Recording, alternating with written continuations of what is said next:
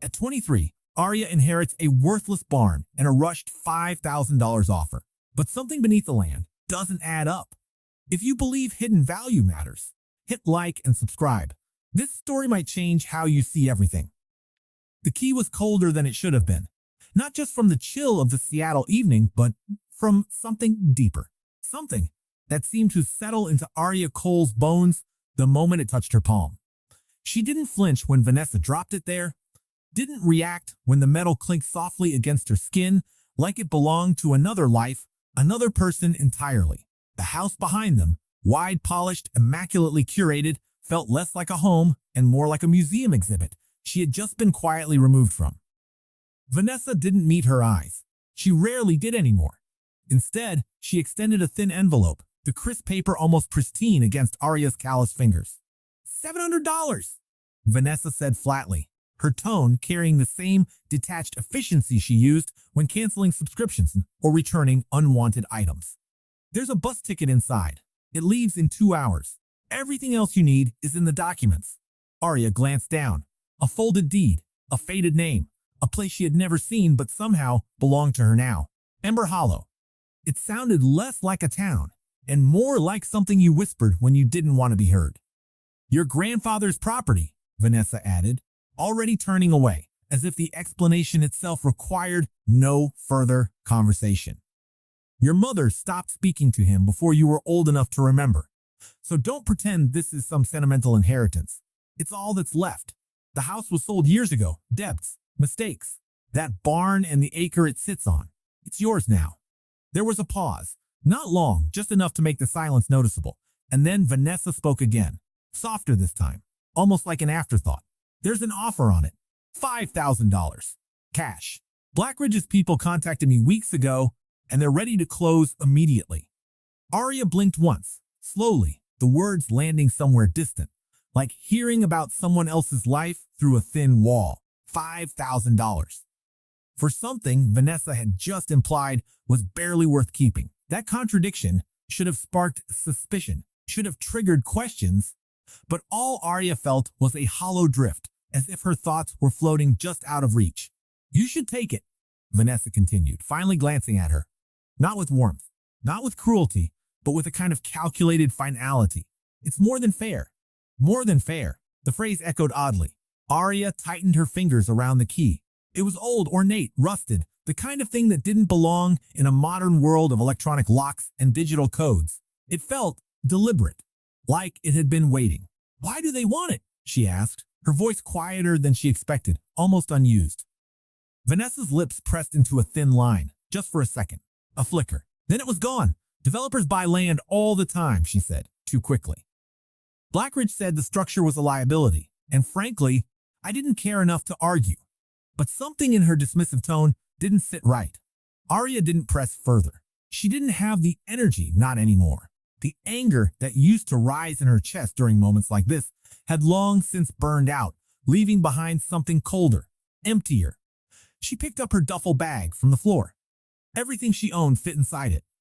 Clothes, a worn notebook, and a photograph she hadn't looked at in years.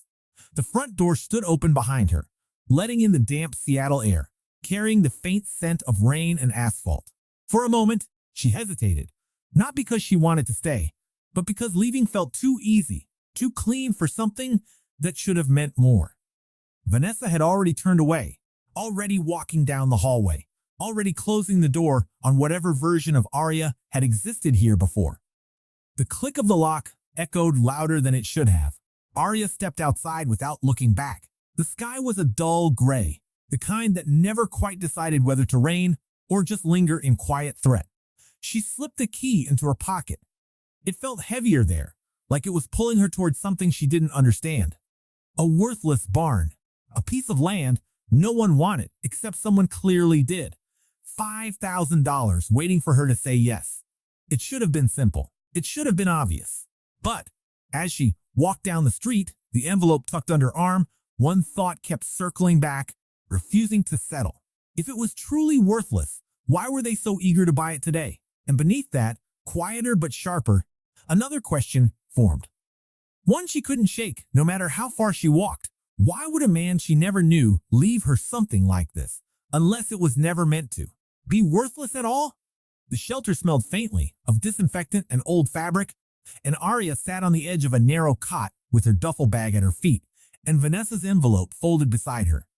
The room was subdued, like everyone inside had learned not to take up too much space, and Arya counted the money again, as if the number might change if she looked away. $700. It should have felt like something solid, something to hold on to, but instead, it felt temporary, like it already belonged to a future she hadn't decided on yet. Her phone rested on her knee, the screen glowing faintly with the contact name she had saved earlier that afternoon. Martin Hayes. She hesitated before pressing call, her thumb hovering for just a second too long, then finally tapping the screen. The line rang twice before a voice answered, smooth and practiced, the kind that carried confidence without needing to raise itself. Mrs. Cole, I was expecting your call, he said, and something about that phrasing, expecting, made her sit up slightly, straighter. I wanted to confirm you received the documents, he continued, his tone efficient, already moving ahead of her response. The offer from Blackridge Holdings is still active, but there's a time sensitivity involved. They're prepared to close today. Today. The word landed heavier than it should have. Arya glanced down at the key resting beside the envelope, its worn edges catching the dim light from the overhead bulb. It didn't look like something that belonged in a transaction. It looked like something that had waited. You mentioned 5,000, she said slowly, her voice steady but quieter now. That's correct, Martin replied without pause. And frankly, Miss Cole, it's a generous offer given the condition of the property. Rural land with a deteriorating structure rarely attracts immediate buyers. This is an opportunity you shouldn't delay. There was no hesitation in his explanation, no uncertainty, just a steady push forward, like a current pulling her in one direction whether she was ready or not. Arya picked up the key, turning it over between her fingers, feeling the uneven texture of rust and age, and for a moment she imagined the door it belonged to, the place it opened, something real and physical compared to the abstract certainty of money in her hand. If you'd like, I can email the agreement now, Martin added, his voice tightening slightly, just enough to suggest urgency, without saying it outright. All you need to do is sign, and we can finalize everything within the hour. Within the hour. Arya stared at the blank wall across from her, her thoughts moving slower than the conversation, trying to catch up to the pace he was setting, and then her phone vibrated in her hand, a small, sharp interruption that cut through the moment. A message. Unknown number, sent only minutes after Martin mentioned Blackridge's closing deadline. She frowned slightly and opened it, her eyes scanning the words once, then again, slower this time, as if they might rearrange themselves into something less unsettling. If you sell, they will destroy the town in a way you won't see until it's too late. Arya's breath caught, not from fear exactly, but from the sudden shift in weight. Like the ground beneath her decision had just tilted in a direction she hadn't considered. And for the first time since leaving the house, the emptiness inside her gave way to something else. Uncertainty edged with something sharper, something closer to instinct, and she realized she was still holding the phone to her ear. Martin's voice continuing on the other end, outlining next steps, deadlines, signatures, but the words no longer landed the same way, and her grip tightened slightly around the key as she slowly said, "Wait! Before I sign anything, wait! Before I sign anything." Arya's voice lingered in the quiet space between her and the man on the other end of the line, and for a brief moment, there was a shift, subtle but unmistakable, in Martin Hayes' tone, like a rhythm disrupted just enough to reveal something beneath the surface. "Of course," he said, though the smoothness felt slightly thinner now, more controlled than natural. "But I would advise against unnecessary delays, Miss Cole. Opportunities like this don't tend to remain open." Arya didn't respond right away. Her eyes were still fixed on the message glowing on her screen, the words refusing to settle into anything logical, yet impossible to ignore. Destroy the town, in a way you won't see. It didn't sound like a scam. It didn't ask for anything. It didn't try to convince her. It just existed, like a warning left on a door no one else noticed. "I'm not signing today," she said finally, her voice quiet but firm in a way that surprised even her. The silence that followed stretched just a second longer than it should have, before Martin responded, his tone returning to its practiced cadence. Very well, but I strongly suggest you reconsider quickly.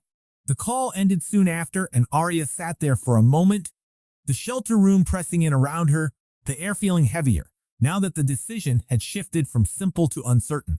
By morning, she was on the bus. The seat beneath her was stiff, the kind designed for function rather than comfort. And her duffel bag rested against her legs as if anchoring her to something solid while everything else began to move. The city faded into quiet neighborhoods, then into long stretches of trees rising on either side of the highway like walls of shadow and green. Arya leaned her head slightly against the window, watching the world change in layers, each mile pulling her further from the life she had known, and deeper into something she didn't understand yet. The farther they went, the quieter it became. Not just the absence of noise, but a kind of stillness that felt deliberate, as if the world out here had decided not to rush. She noticed things she wouldn't have before. Houses that looked abandoned but not entirely forgotten. Old signs with peeling paint, their messages half erased by time. Roads that branched off into directions that didn't seem to lead anywhere people still went. There was no sign of development, no hint that anything new had touched this place in years. And that realization settled into her thoughts alongside the message she couldn't shake. When the bus finally slowed, the driver barely glanced back as he announced the stop. Ember Hollow, he said, as if it were just another name on a list, but the way the words landed made it feel heavier than that. Arya stepped off onto a narrow stretch of road, the air cooler here, carrying the faint scent of damp earth and something older, something settled. The town itself was small, quieter than she expected, and for a moment she just stood there, taking it in, trying to match the place in front of her with the one described in the deed folded inside her bag. Hunger eventually pulled her forward, leading her to a diner that looked like it had been there longer than anything else on the street. Inside, the atmosphere was warmer, filled with the low hum of conversation and the soft clink of dishes, and behind the counter stood a woman with silver-streaked hair and observant eyes. "What can I get you?" she asked, her voice steady, practiced. "Just coffee," Arya replied, sliding onto a stool, her fingers resting lightly on the edge of the counter. The woman poured it without another word, but her gaze lingered just a moment longer than necessary, studying Arya in a way that felt less like curiosity and more like recognition trying to surface. "You passing through?" she asked casually. Arya hesitated, then shook her head slightly. "I think I'm staying," she said. "I just got here. My name's Arya." Cole, the reaction was immediate, though controlled. The woman's hand paused mid-motion, the smallest break in rhythm, and when she looked back up, something in her expression had shifted. "Cole," she repeated, slower now, as if confirming it with herself. "Haven't heard that name in a long time." Arya frowned slightly, sensing the change. "My grandfather," she said, "Elias Cole. This place used to belong to him." The woman exhaled softly, setting the coffee pot down with care, her eyes sharper now, more focused. "I'm Martha Bell," she said, her tone no longer just polite, but measured, deliberate. "Your grandfather." He mattered here. Before Arya could respond, the door behind her opened. A small group of men stepping inside, their voices low but steady, until one of them caught the last part of the conversation. "Cole?" he echoed, glancing toward Arya with a look that was harder to read. Martha's gaze flicked toward him, then back to Arya, and for a moment the room seemed to tighten, like something unspoken had just been introduced into the space. "You hear about the land?" one of the men asked, his tone neutral but edged with something else. Arya hesitated, then nodded slightly. "There's an offer on it," she said almost without thinking. "From a company called Blackridge." The effect was immediate. The conversation in the diner didn't just quiet. It stopped. Completely. The kind of silence that didn't happen by accident, but by agreement, and Arya felt it settle around her, like a question she hadn't fully asked yet, as Martha slowly said, "Then you'd better understand what you've walked into." "Then you'd better understand what you've walked into." Martha's words followed Arya long after she stepped out of the diner, lingering in her thoughts like a warning that hadn't finished forming. And for a moment she stood at the edge of the road, staring down the direction Martha had pointed, where Ridge Hollow Path curved away from the main street and disappeared behind a dense line of trees that seemed to close in on themselves the farther they went. The walk was just over a mile, but it felt longer as gravel gave way to dirt and then to a narrow, neglected trail. Branches stretched overhead, filtering the daylight into thin, scattered beams, and the air grew quieter with every step. Not empty, but still, like the kind of silence that watched rather than rested. Arya adjusted the strap of her duffel bag and kept moving, her eyes scanning the surroundings with a growing sense of awareness, noticing how the undergrowth had thickened, how the path itself seemed to be slowly disappearing beneath layers of time and neglect. It wasn't abandoned in the usual sense. It was hidden, almost intentionally. When she finally saw it, she stopped without realizing she had, her breath catching just slightly as the structure came into view through the trees.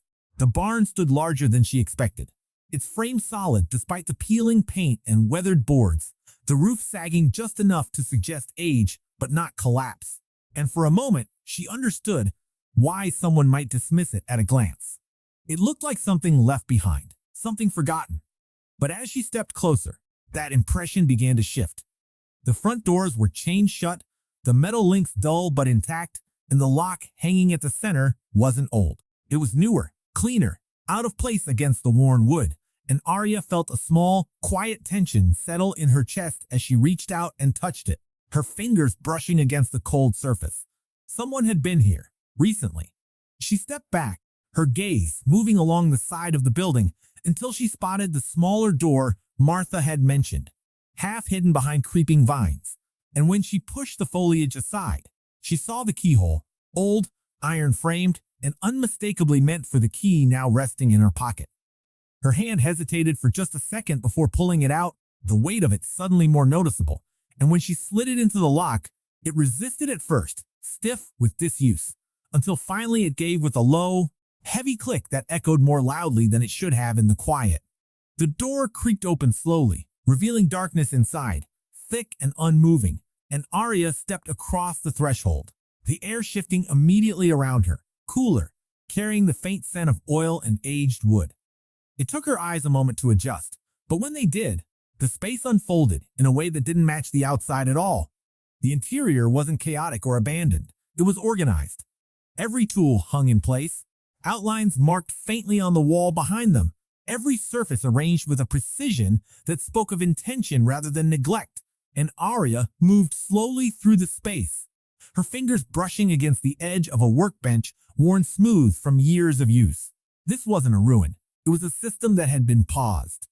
She set her bag down and instinctively began clearing a small area, moving aside scattered debris that had collected near the entrance, pushing open a shuttered window to let in a thin shaft of light that cut through the dust-filled air, illuminating particles that drifted lazily as if undisturbed for years.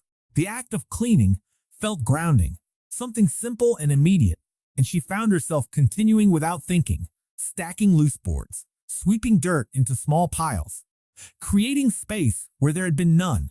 It wasn't about fixing everything. It was about starting somewhere. As she worked her way toward the back, her attention shifted to the floor, where something felt slightly uneven beneath her step. And when she crouched down, brushing away a thin layer of dust, she noticed it. The faint outline of disturbed wood. A section that didn't match the rest, its edges just slightly misaligned. She pressed her palm against it, feeling the difference in texture, the subtle give that shouldn't have been there, and the realization came quietly but firmly. This had been opened before, not long ago. Someone had put it back carefully enough that no one would notice unless they were looking closely. Arya didn't move right away, her gaze fixed on the slightly uneven section of the floor, as if staring at it long enough might reveal what had been hidden without her having to touch it. But the stillness around her only deepened, pressing in with a quiet insistence that made inaction feel heavier than whatever she might uncover. And after a moment, she reached for the edge of the board and pulled. It resisted at first, then gave way with a low scrape, revealing a small, deliberate hollow beneath the floor. Inside, wrapped in a layer of oil-stained cloth, were several items that didn't belong to neglect. A stack of folded papers, a weathered notebook, and an envelope sealed with a firmness that spoke of purpose rather than time. Arya hesitated before reaching in, her fingers brushing against the fabric. As she lifted everything out and set it carefully on the workbench nearby, the surface catching the faint light from the open window. The envelope sat on top, her name written across it, in handwriting that was precise but slightly uneven, as if the writer had taken care with each letter, despite a hand that no longer moved as easily as it once had. Arya, just her name, nothing more. She stared at it for a long second before opening it, her fingers slower now, more deliberate, and as she unfolded the pages inside, the silence of the barn seemed to shift, like it was listening. Arya, the letter began, and the simplicity of it made her chest tighten in a way she hadn't expected. If you are reading this, then I was not able to finish what I started, and that means you have already found more than I hoped you would. Her eyes moved steadily across the page, each word drawing her further into a voice she had never heard but somehow recognized. Elias Cole didn't write like someone explaining himself. He wrote like someone continuing a conversation that had been paused too long. He spoke of her mother not with regret, but with understanding, explaining that distance had not been abandonment, but protection, and that the choices he made were never about leaving, but about keeping something else from reaching them. Arya felt something shift inside her as she read, a quiet unraveling of a belief she had carried for years without questioning, and for the first time, the absence she had grown, used to begin to take on a different shape. I could not bring you here, the letter continued, because this place was no longer just land. It became something others wanted, something they did not fully understand but intended to control.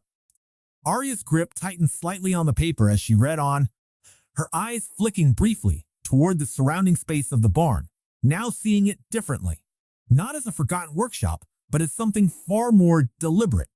The notebook lay open beside the letter, and she turned to it instinctively, flipping through pages filled with detailed sketches, measurements, and notes written in the same careful hand. They weren't random. They were technical. Diagrams of underground layers, pressure points, flow directions, each page building on the last with a clarity that suggested years of study rather than casual observation.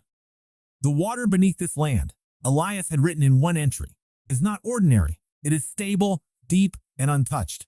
It is the reason they came.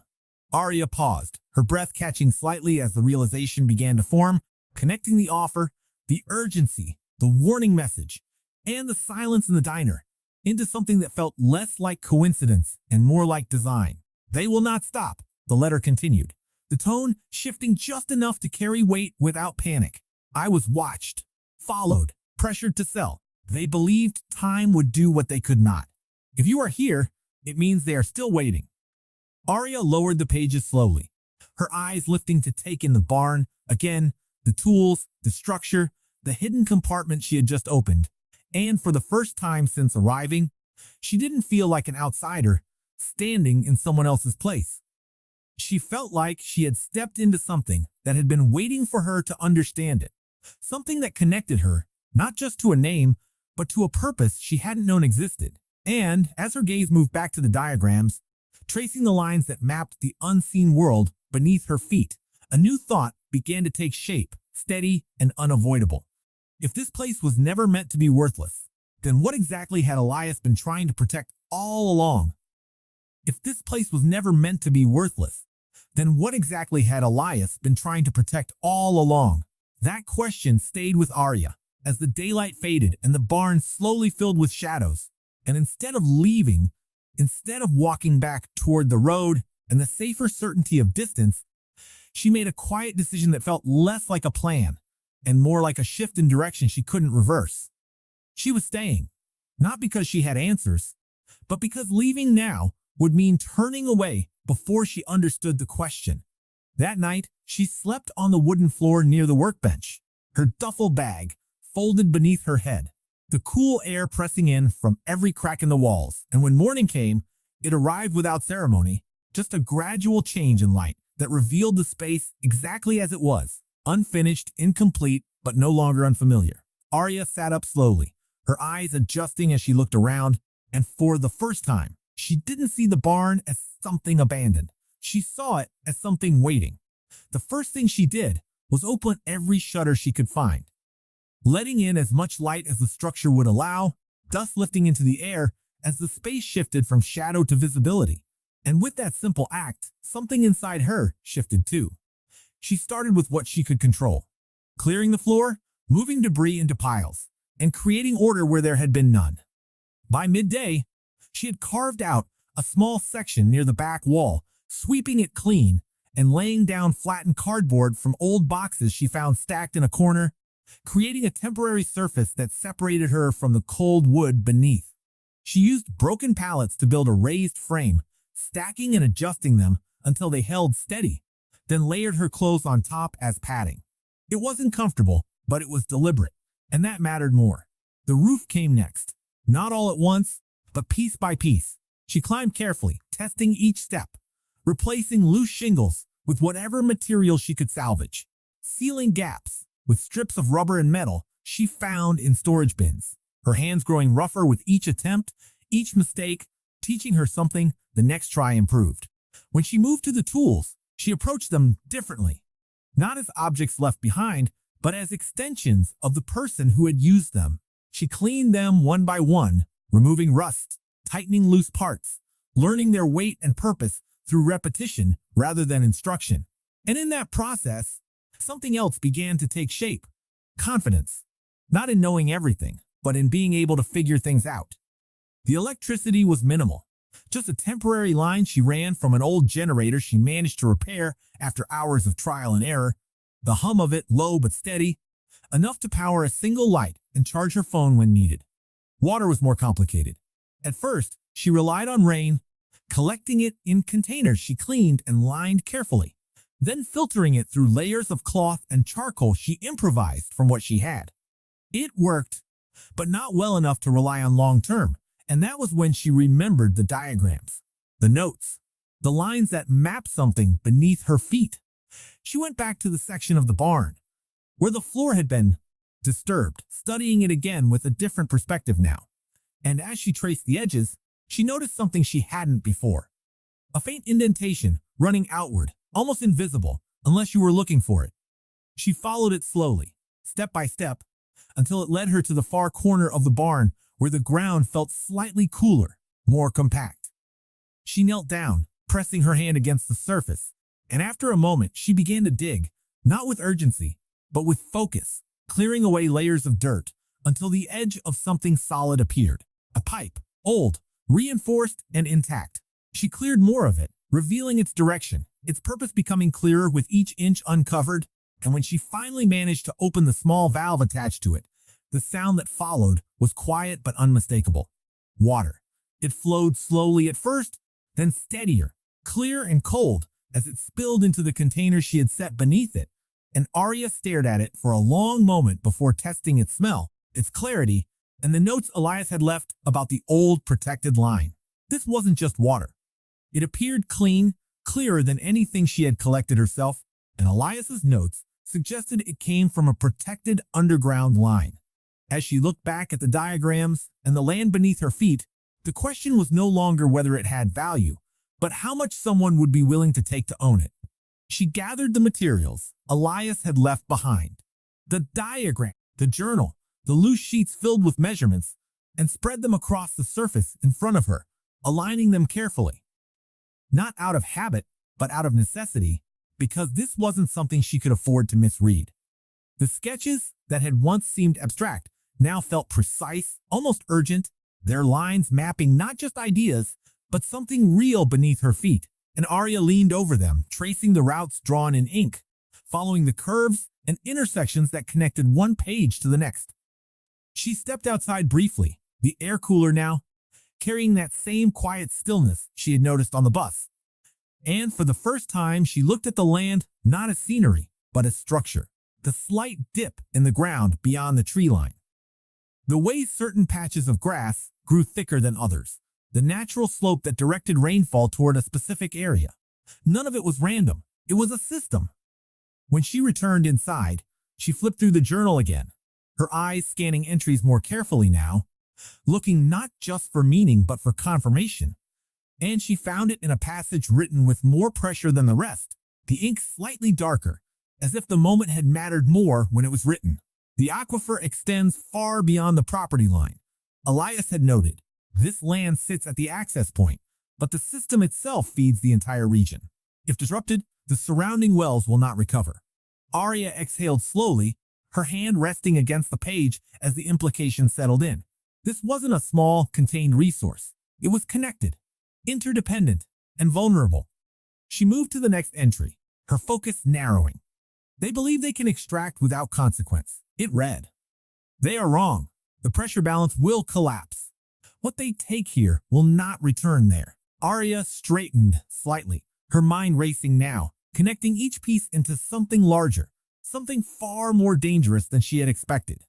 If this water source was tapped aggressively, if it was drained without understanding the system that sustained it, then the effect wouldn't be limited to this land. It would spread outward, slowly at first, then completely. Wells would dry, soil would shift. A place like Ember Hollow, already fragile, would not survive that kind of loss. She looked back at the clean water she had collected, the clarity of it now carrying a different meaning, and the offer from Blackridge returned to her thoughts with a new edge. $5,000. Immediate closing. Urgency that didn't match the condition of the property. It wasn't generosity. It was strategy. They weren't buying land. They were securing access.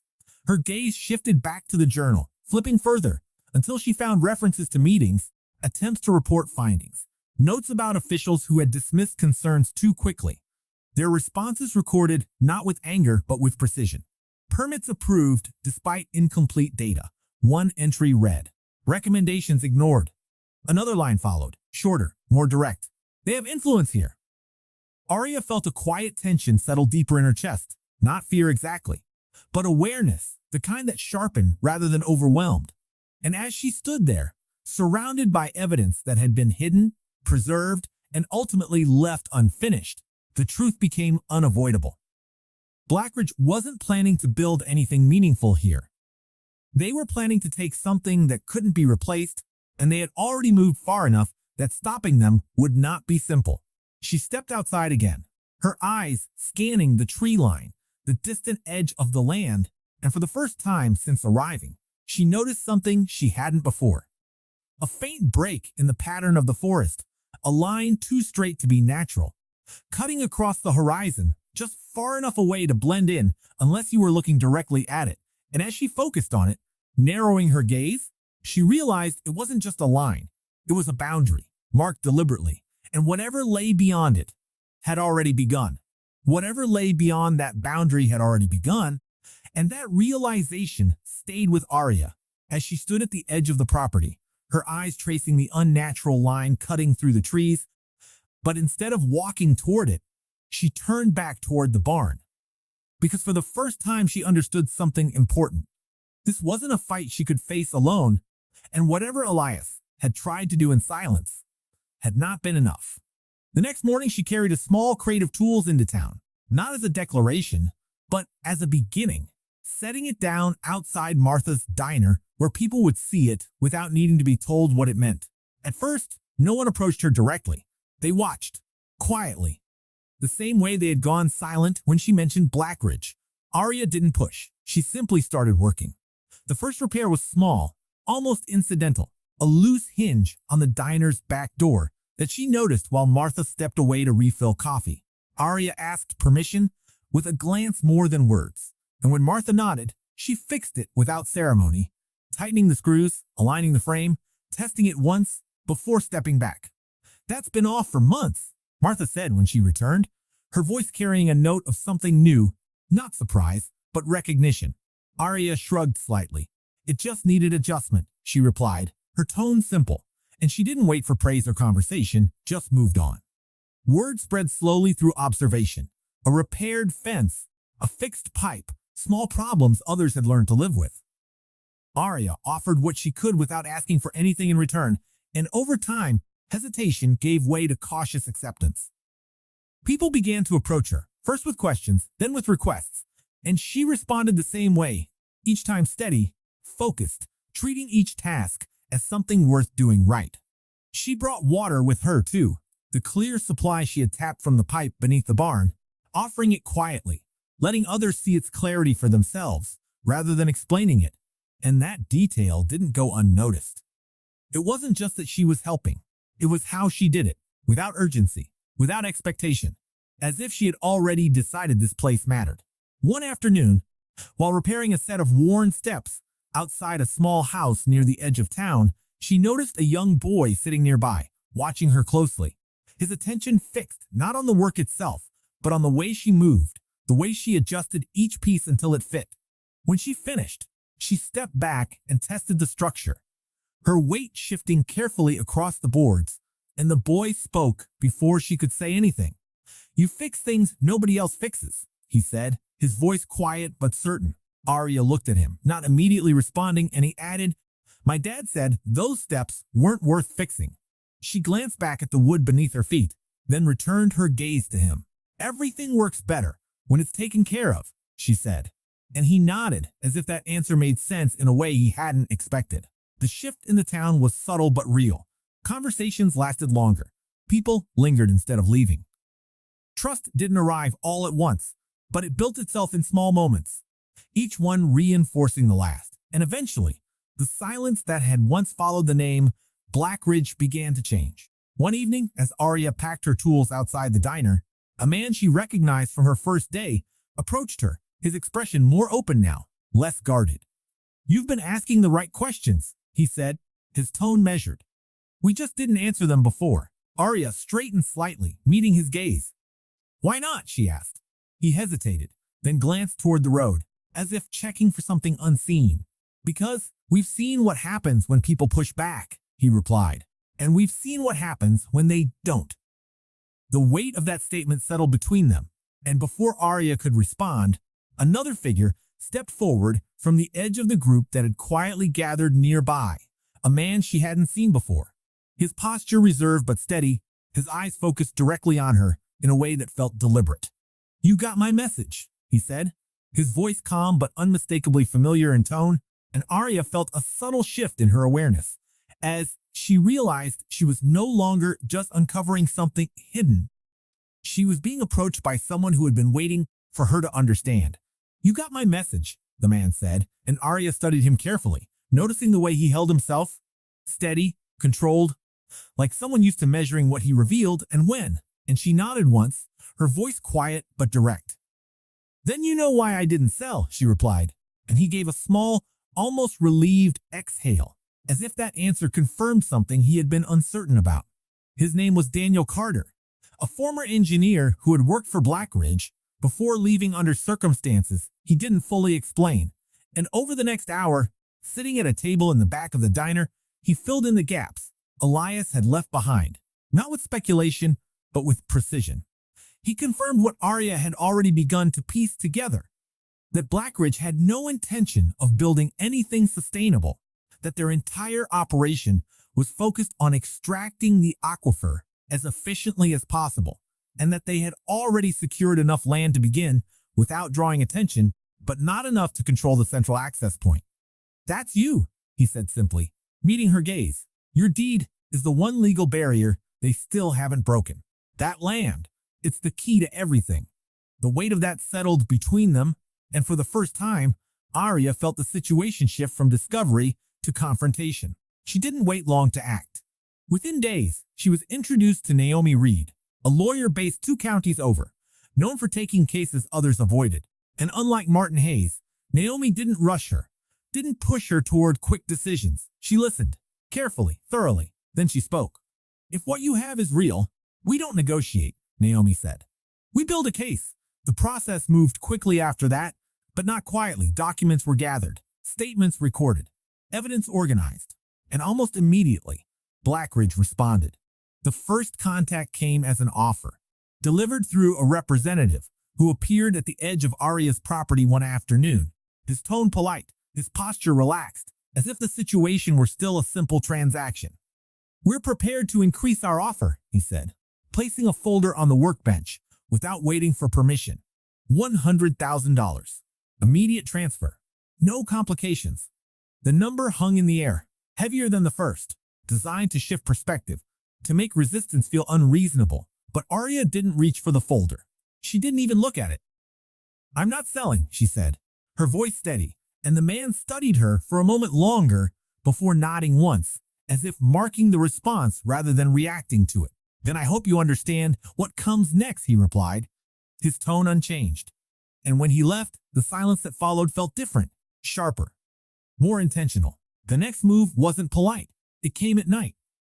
Arya woke to the smell before the sound, something acrid and wrong cutting through the stillness, and when she stepped outside, she saw it.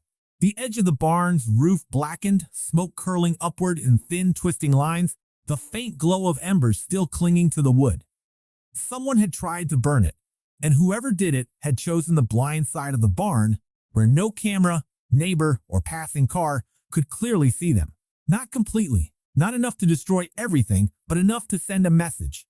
Enough to remind her that this wasn't just about land anymore. She moved quickly, grabbing water, dousing what remained, her hands steady despite the surge of adrenaline, and by the time the sun began to rise, the damage was contained but visible. The structure still stood, but part of it had been weakened, exposed, and as she stepped back, taking it in, the reality of the situation pressed in all at once. This could escalate. It could take more than she could rebuild. For a brief moment, the thought crossed her mind, not as a decision, but as a possibility, that walking away might still be easier, that taking the money might still be safer, that she might not be able to hold this alone. But she didn't have to. By mid-morning, people began to arrive. One by one at first, then in groups, carrying tools, materials, things salvaged from their own properties, and no one announced it. No one made a speech. They just started working. Martha brought supplies. The man from the diner reinforced the damaged beams.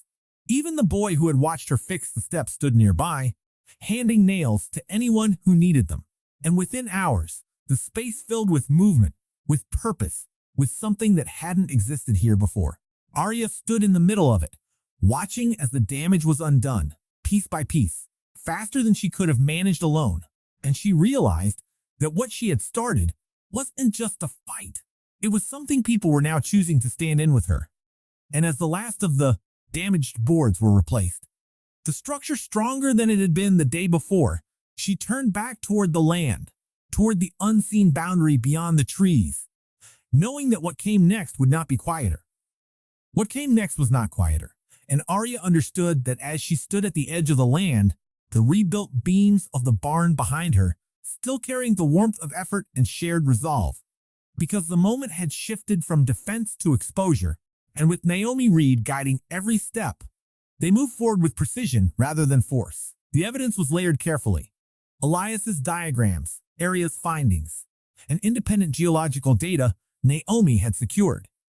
Then came the hidden data, the archive files Daniel Carter had preserved before leaving Blackridge, internal communications that revealed intent rather than accident, discussions that spoke not of development but of extraction, of timelines designed to avoid detection, of calculated risk framed as acceptable loss.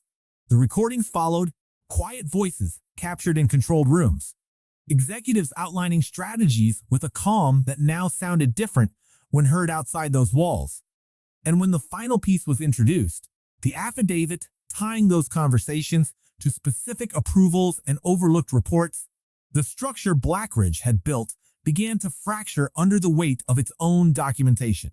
The response was immediate but not final, with state agencies opening formal investigations, environmental boards issuing emergency reviews, and within weeks, operations tied to Blackridge were temporarily halted pending inquiry, their access restricted while their permits and internal records came under scrutiny. The collapse was not sudden, but it was inevitable, and as the process unfolded, another truth surfaced, one that had been buried not in secrecy, but in history. Through Daniel Carter's archived files, they discovered that the current CEO of Blackridge had once worked alongside Elias Cole, not as an adversary, but as a collaborator, someone who had understood the system as deeply as Elias himself before choosing a different path, one that prioritized control over preservation. It reframed everything, not as a conflict between strangers, but as a divergence between two people who had seen the same truth and decided to act on it differently. And in that realization, the final piece of Elias's intention became clear. He had not simply hidden the evidence. He had structured it, layered it, left it incomplete, in a way that required understanding rather than discovery, ensuring that only someone willing to stay, to rebuild, to engage with the place itself rather than bypass it could bring it together into something meaningful. It was not just a safeguard, it was a test. Arya stood in the barn. Weeks later, the space no longer marked by damage, but by change, tools restored, surfaces cleared, light moving freely through repaired windows. And she looked around, not with uncertainty, but with recognition. The offer from Blackridge was gone, replaced by settlements and restitution plans that addressed the harm they had caused. Funds allocated to restore what had been neglected, but none of it held the same weight as the choice she had already made. She did not leave. She did not exchange what she had uncovered for something easier. Instead, she stayed, and the barn became something new, not in its structure, but in its purpose. A place where skills were shared, where tools were used again, where people who had once stepped back began to step forward, learning, building, repairing not just objects, but the confidence to shape their own direction. The boy who had watched her work returned often, not just to observe, but to try, his hands steadying with practice, his questions turning into understanding, and others followed, each bringing something different, each leaving with something more. Arya did not see it as something she had created alone, but as a continuation of what Elias had started. Proof that value is revealed through care and commitment. The questions that had followed her from the beginning had finally found their answers, not in one discovery, but in every choice she made to stay. As Arya looked across the land that no longer felt unknown, she understood that Elias had not left her a burden. He had left her a responsibility, and this time she would not walk away from it. If this story moved you, subscribe for more, and tell me which moment stayed with you the most and where you're watching from. Sometimes the ring we are given don't look like opportunity. They look like burden, like leftover no one else wants. Arya's story reminds us that failure is not always visible at first glance. What's other deepness may hold purpose, meaning, and even responsibility. The real difference lies in whether we chose to walk away or stay long enough to understand. This story teaches that growth begins when we stop waiting for perfect conditions and start building with what we have. Arya didn't inherit success, she graced its effort, but then and the courage to face uncertainty. More importantly, she chose to protect something bigger than herself, even when it would have been easy to take the money and leave. They also a deeper message about respect for people, for community, and for results we often take for granted. True strength is not just about standing alone, but about bringing others together and rebuilding what was really lost in the end. The most valuable inheritance is not money or property, but the chance to become someone who makes a difference.